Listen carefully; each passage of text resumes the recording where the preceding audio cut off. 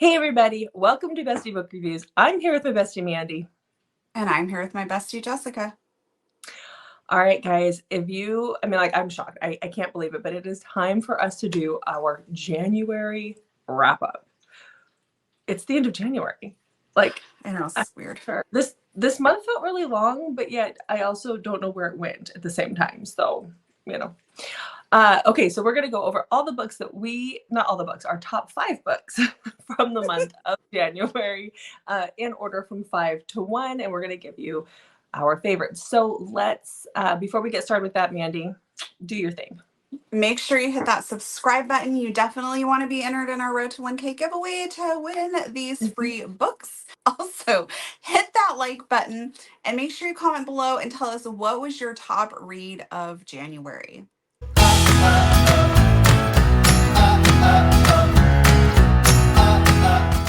Okay, so let's talk January. How was yours? I had 6 5-star reads, so I just had to figure out which one I was bumping off my top. Okay, so how many books did you read in the month of January? I read 30 books. Good. I had, like I said, 6 5-star reads. How about you? Okay. I read 37 and I have 7 5-star reads. So I had to drop 2 off of my my 5 stars. So it was somewhat easy choosing when it's already laid out there for you, but I did kind of like move it around a little bit this morning before we started this. So slightly indecisive, but okay. I know my number 1 is my number 1, and that is like done. So well, let's get started. So tell us your number 5 read of January. So my number 5 read is one of Mandy's favorites. So this is Redeeming Love by Francine Rivers. This is, I know, you guys have to ignore this back here. I'm not home, obviously. I'm still at my in-laws' house, my sister-in-law's. But anyhow, Redeeming Love by Francine Rivers. This is a historical Christian romance, but I just loved it so much. It was so good. So this was about Sarah, or Angel as she's known. When she was a little girl, she was sold into a brothel, and she has been in there since she was small. And then you have Michael, who is a farmer, and he's a man of God, and one day he is in town and he sees Angel and he is like, who is that? And everybody's like, oh, that's Angel, and it's going to cost you quite a bit of gold. So this takes place back in the gold rush in California during that time. And he's like, it's going to cost you quite a bit of gold for some time with her. Like, she is the best of the best. And so he gets his gold, and he goes to her several times over a course of, I can't remember how long the time period was. And every time he goes to her, it's not to sleep with her, it's to ask her to marry him and to let her, like, to come away from the brothel, to leave, because he felt God tell him that that is his wife, and he needs to get her out of there, and he needs to, show her God's love and all that good stuff. And so this story takes place over a span of several years. And our Angel, she has been, as you can imagine, she's been through some pretty horrific things. And the way Michael loves her is absolutely beautiful. And of course, he questions things sometimes, like, why do I have to do it this way, God? Why are you telling me, to do that? Like, he struggles from time to time when Angel does things that, are not cool. But the story is it's a beautiful, beautiful story. And I did not even miss the smut. I knew they were sleeping together because they were married, but I did not miss the smut at all. It was just it was just a gorgeous story. It was just beautiful. So that was my number 5. Okay. Mm-hmm. I actually went and bought it for my grandma for her birthday because I felt like grandma needs to read it. So, yeah, it's a good story. Good. That's really good. Yeah. All right. What's up? What do you got for your number 5? Okay, so number 5 for me was Grand Finale by Christopher Baldi. This book is not your typical romance. I just want to throw that out there. Are you okay? I just whacked the table with my leg. Yeah, I'm fine. Keep going. Okay. This is not your typical romance. So this is about Sal. He is 76 years old, and this is basically his road trip redemption story. So he gets his 27-year-old grandson that he does not know very well. They basically don't have a relationship at all. He gets him to come see him and convinces him to take him to this island town a little ways away.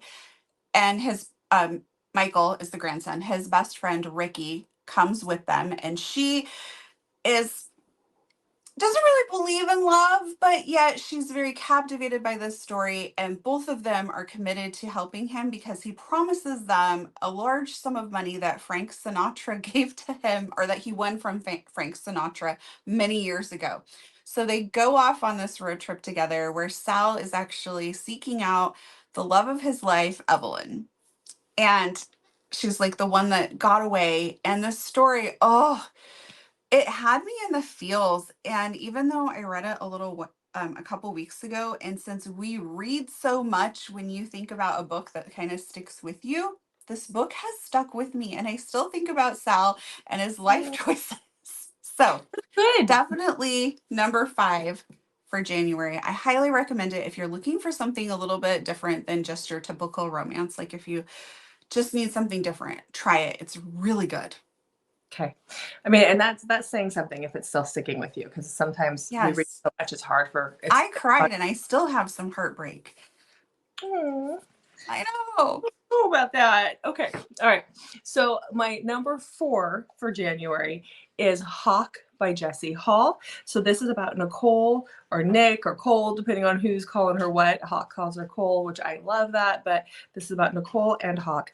So Nicole is in a relationship, and she's given up everything for this guy. She's moved to his state, and she's, just she's living her life for him. Like he's on the fast track to taking over his father's company, or having a big part in his father's company. And so her life revolves around his life. And so she's really given up her identity of who she is, even though she doesn't quite realize it. And then you have Hawk, who, so one day her boyfriend comes to her and says, hey, my buddy is going to be staying with us for a while. He is just getting out of prison, and he needs a place to crash, and he needs some place to get on his feet again. We're going to be that place. And that is where she meets Hawk. And so since her boyfriend is working during the day, and then she is, you're good. Didn't cut that. And then she is, her boyfriend works during the day, and then she works the swing shift. So she's home during the day with Hawk, who's not quite working yet.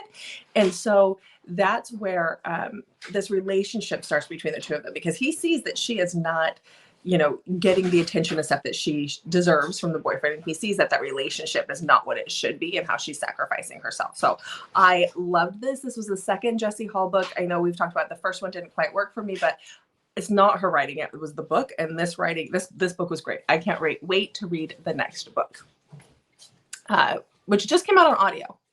So Hawk just came out on audio, which is why I listened to it. And then Kid, which is the second book, the audio just came out around the 25th of January. So I'm gonna be listening to that real soon.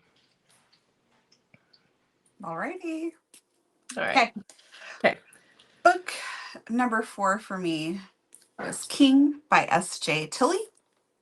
So this is about Savannah, who is on a date with her boyfriend Leland, when she discovers that Leland is actually married, and he is married to King's sister. And she finds this out when King shows up and is not pleased with his brother-in-law, let's put it that way. And Savannah may see King take care of the situation in a way that she probably shouldn't have seen, which leads King to basically take her with him, and he brings her back to his house. And then we end up in a forced marriage situation, which this is a totally different take on the forced marriage trope, which I absolutely loved. And we build their story from that extremely rocky foundation. I was here for it. I loved it. King is a brutal man, but oh man. So I almost want to use the word fun to describe this book. I really enjoyed reading it. I just love the different take on the forced marriage trope, which really just kind of brought this whole book home for me. And I cannot wait to continue on in the series. Yeah, the next book, Dom, if the audio comes out on the 6th of February, and that's what I'm waiting for, because I loved King, but I'm hearing that Dom is even better than King. Like he's even more crazy than King. So I'm here for that. I'm here for the crazy. We all know that. So Yes. All right. All right. So my next one, I don't normally do rereads as top books of the month, but I did for this one because it was the new audio. And if you guys have seen any of our videos, you know that The Third Storm by Liz Hamilton is one of my favorite reads from 2023. And the audio came out earlier in January, and it was so good that I had to include it as my number 3 in this review. So that is what I chose was The Third Storm by Liz Hamilton. So the next 2 books will be out. She gave me the dates. I think sometime in February. I could be wrong, but they're coming in audio. So this is, again, this is about Rowan, and Rowan is taking care of her 2 nephews. This is post-apocalyptic, or we're in the middle of the apocalypse, and the world is being ravaged by these storms. And her boyfriend tells her, or her ex-fiance is military, and he has a place for her on this ship to survive. They're supposed to live on the ship for a year, and they're going to survive the storms out here on the ship. The thing is she is taking the place of a servicewoman who has passed, but nobody knows that she's died. The servicewoman has a husband and 2 boys. And so it works for her because she has the 2 boys. So she is trying to get to this ship. And along the way, they find this guy who's injured and unconscious in the ditch. And the boys are insisting that she brings him. And so that is where we meet Sam, or who she calls Sam. And so when she gets to the docks to get on the ship, she says, this is my husband, Sam, because this woman had a husband. And so now she and these boys and this guy have to live in this little shoebox of a cabin for a year, and they have to play happy family. And so that's the story. That's just, but it's very intense and very, like, from the get-go, you're in it, and it's just a high intensity through the whole series. It's a trilogy, but I loved it, and the audio was great. So listen to it. Okay. So my top 3 all could have been number 1. So it was really, really hard to put them in actual order. And when I'm looking at my list of how I put it, I'm like, oh, did I really want that to be number 3? But then I couldn't figure out if I wanted to move number 2 to number 3 and, all of that stuff. So my top 3 books are like number 1 books for me. Just saying. Okay. Okay, so my next book for number 3 spot that I settled on finally is The Devil Gets His Due by Elizabeth O'Rourke. This is Keely and Graham. Keely is just very flighty, and usually heroines that are flighty kind of drive me nuts, probably because I'm a type A personality. So I need them to have some sort of responsibility for me to be able to relate to them at all.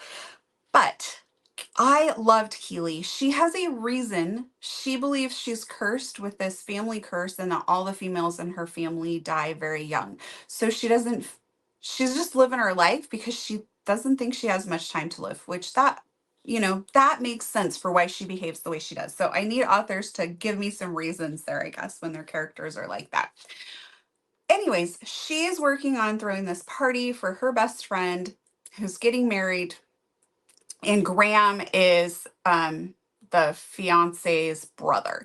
And her and Graham are planning this party together. And Graham has that really type A personality. And Keely pokes fun at him all the time. And he gets annoyed with how Keely behaves. And I love their banter a lot. Like, it's written so well. It's so incredibly good. Anyway, they end up getting super drunk and getting married. And Keely ends up pregnant. And Graham is like, I'm not going to, and they live on separate coasts. And Graham's like, I'm not going to be shut out of this baby's life if I'm not here from the beginning. I feel like I'm going to be shut out. So he is like, I'm coming. I'm going to live with you. I'm going to support you through this pregnancy. And so this is 2 very, very different people who kind of don't really care for each other, figuring things out. And I just absolutely loved it. It was so good. Cool. So good. So good. On the Yes. list. I mean, it's got all some of my favorite tropes in it, that's for sure. Yes. Okay. So my number 2, and this will come as no shock to you, Mandy, that this is on this list, or anybody else when I tell you who the author is. But yeah, so this is my number 2. So I chose Unhinged by Calla Reed because it's Calla Reed. And it's good. So this is about Victoria, who is in a mental institution, and she's there with her little baby, and she cannot remember the last, I think it was 3 or 5 years of her life. I can't remember what it was. Oh, 3 years of her life. And so because of that, she's here at this and other things. She's here at this mental institution. She's trying to remember. She's decided to stop taking her medication in hopes to remember what happened to her. She's being visited by her husband, and she's being visited by this mysterious man, and she's not really sure what's happening here. And so this is how we see like what happens when she stops taking the drugs and starts to remember the things of her past and how that all plays out. And just keep in mind, guys, she's in a mental institution. So can you really trust the things that she's remembering? Can you really trust things that are happening while she's in this institution? And the twist at the end was just blew my mind. Like I was here for it. There's, all the suspense and stuff. Definitely check triggers, but it was so good.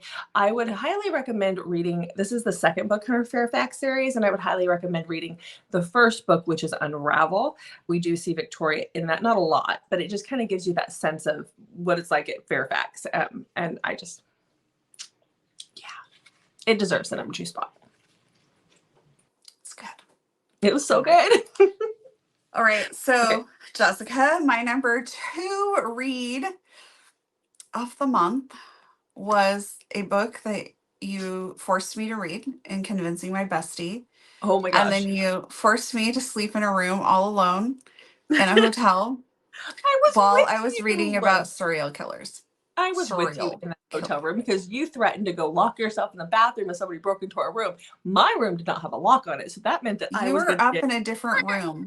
You were, yeah, Please, yeah. if a serial and a liver came into our hotel room and you were locked in the bathroom, they would have found me up in my room. Trust me. That was my escape plan. When they went up the stairs into your room, I was going out the door. Look, the only thing I have for self-defense is Scottish Highland dance, so we are not getting that far. I just have thighs of steel, okay? I would Calves get of out of there though. Anyway, okay. terrifying to read in a hotel room all alone.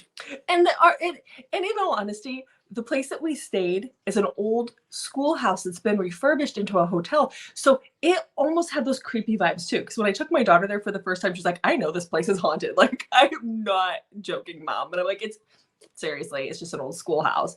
But really, it kind of it's got those really high vaulted Stop it. ceilings, windows. Okay, Yeah. my turn. Enough. Okay, I am talking about the Mindfuck series by S.T. Abbey. This is about Lana and Logan. And Lana is a serial killer. She has a purpose. So maybe we can understand that a little bit more. I won't give anything away. You find out through the books. Is there 6? I can't remember how many. Yeah. You can either, They're not very big. there's 5 books, 1 through 5. So Okay. there's 5 books. They're not super long, so they kind of make one big book, I guess you could say. But you can also just get like the whole book with all the books in it. So anyway, through the whole series, you find out why Lana's doing what she's doing. And then we have Logan, who is the FBI agent, who this is his job, is to find the surreal killers. I feel like I'm not saying that right. Cereal.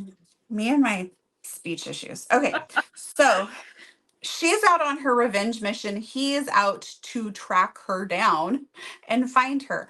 But they meet and hit it off, and she agrees to go out to coffee with him. But he is kind of busy trying to track her down. So a lot of their relationship builds slowly, which I kind of like because they end up with a connection before they're actually like hopping into bed together and stuff like that. So there's more of a connection between the two of them. So this is basically a story of how does this work? How do you have somebody who's out for revenge and killing all these people, and then the guy who's supposed to be stopping her actually is in love with her and she's in love with him? Like, how does this work? It was incredibly good, lots of twists, extremely dark at times, because there, like I said, there Oh, is a reason she's on this revenge mission, and there mhm. is quite a bit details that this isn't a book where if you don't like those elements that you could just skim that because you're going to miss too much. So you have to be ready to embrace the darkness of this book to read it. Mhm. But if you're ready Yeah. for that, it is really good. Just don't be staying somewhere Scary. Creepy.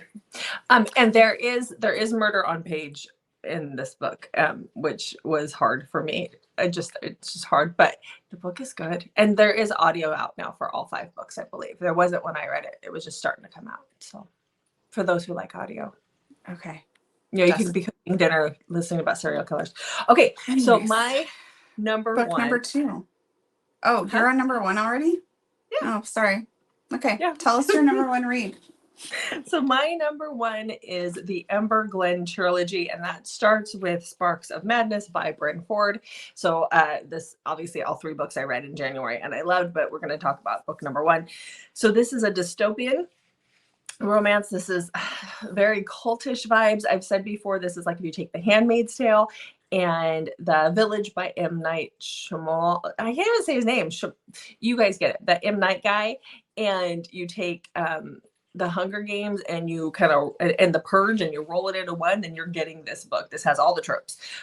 So this is very dark and very forbidden. So definitely check trigger warnings. But this is about Mercy.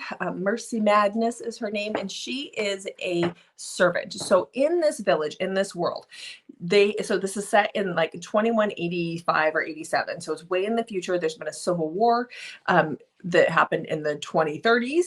And then this village was established when that happened. So we don't know what's happened to the outside world. And within this village, you have everybody's kind of broken up into different groups. So you kind of see a little bit of divergent there as well, where you have the women are either servants or they're domestics. And then you have the men who just get to do whatever the hell they want, because this is very, it just is. It's like our worst nightmare out there for as being women.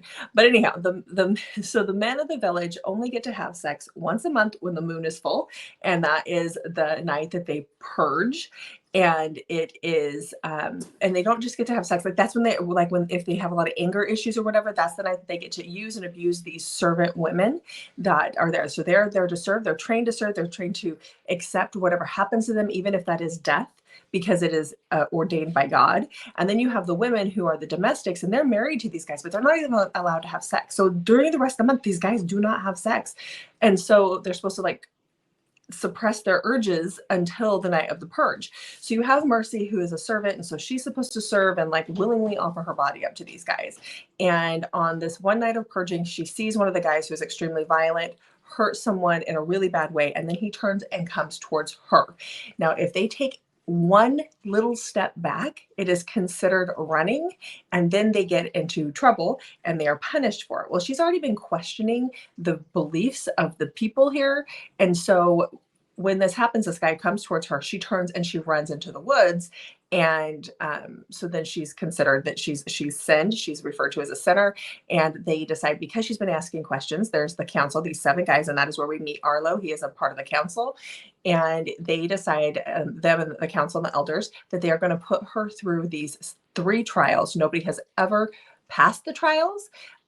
They're meant to kill them in the end, to kill her in the end, because she's asking questions. She's become a sinner. She's a detriment to their world. She's, people are asking questions now. And so they put her through these trials. So then Arlo steps up to be her warden to take care of her during this time. And you guys all get what happens there.